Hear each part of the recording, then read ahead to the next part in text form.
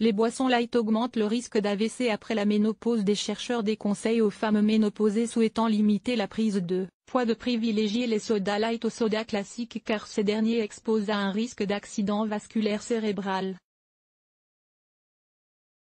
En attendant de savoir quel mécanisme est en cause, il rappelle l'importance de limiter dans tous les cas ce type de boisson.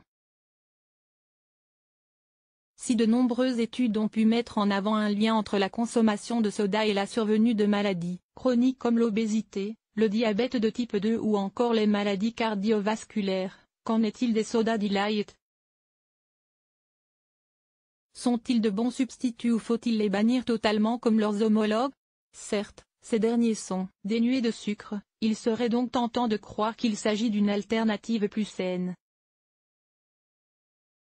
Mais des chercheurs de la faculté de médecine Albert Einstein, New York, ont publié une étude démontrant que les boissons light augmentent également le risque de problèmes cardiaques chez une population bien précise, les femmes ménopausées.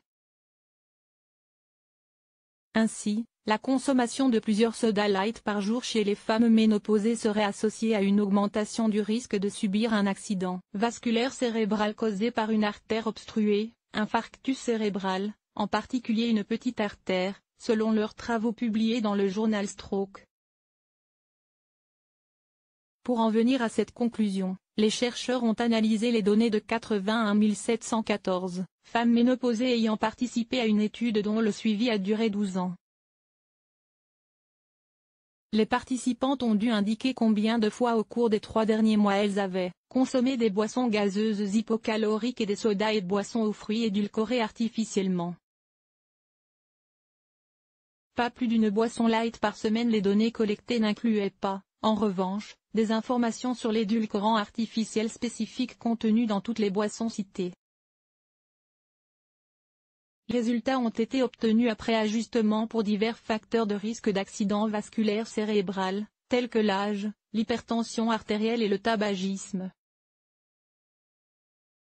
Il s'avère que, comparativement aux femmes qui consommaient des boissons édulcorées moins d'une fois par semaine ou pas du tout, les femmes qui en consommaient au moins 2 par jour étaient 31% plus susceptibles de souffrir d'un infarctus cérébral, 29% plus susceptibles de développer une maladie cardiaque et 16% plus susceptibles de mourir de n'importe quelle cause.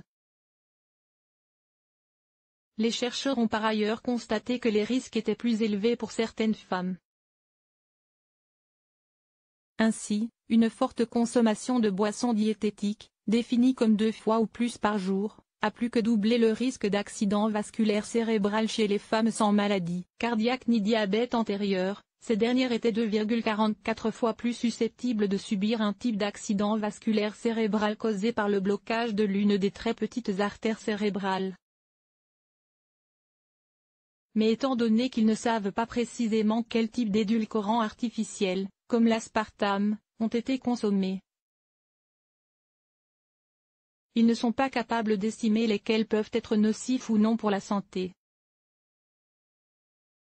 Une appétence plus forte pour le sucre en général. De nombreuses personnes, en particulier les personnes en surpoids ou obèses, boivent des boissons hypocaloriques pour réduire les calories dans leur alimentation. Notre recherche montre que les boissons édulcorées artificiellement ne sont peut-être pas anodines et qu'une consommation élevée est associée à un risque plus élevé d'accident vasculaire cérébral et de maladie cardiaque, explique le Pr Yasmine Mossavar-Rahmani qui a mené l'étude. Les chercheurs soulignent que d'autres travaux sur le sujet doivent être menés car, bien que cette étude identifie une association entre les boissons light et les AVC, il s'agissait d'une étude basée sur des informations autodéclarées. Sur le sujet, l'American Heart Association a récemment publié un avis selon lequel les recherches étaient insuffisantes pour conclure que les boissons light modifient, ou ne modifient pas, les facteurs de risque de maladie cardiaque et d'AVC. Mais étant donné leur faible valeur nutritionnelle, elles recommandent l'eau, nature, aromatisée et non sucrée, comme le meilleur choix pour une boisson sans calories. Sans compter que même les boissons light ont l'inconvénient d'entretenir l'attirance pour le sucré et donc de donner envie de manger sucré. L'INSERM estime ainsi qu'une consommation élevée de boissons sucrées, normales comme light, était associée à une augmentation du risque de diabète de type 2.